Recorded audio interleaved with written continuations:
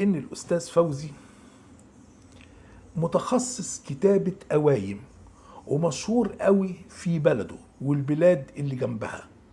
ده مش بس كده، كنت الاقي بعض زمايلنا وزميلاتنا يرجعوا له في كتابة القايمة، اللي جايباله مشروع قايمة اختها علشان يراجعها ويصلحها، واللي يخليه يكتب له قايمة بنته، واللي جاي يطلب الرأي والمشورة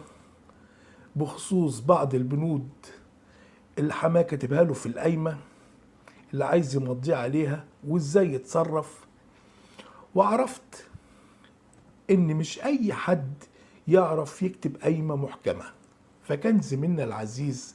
عليه كتابة قايمة ما تخرش المية، قايمة بتنقط شهد، طبعا بتنقط شهد الأهل العروسة، وإن القائم بالمهنة دي اسمه قايمجي،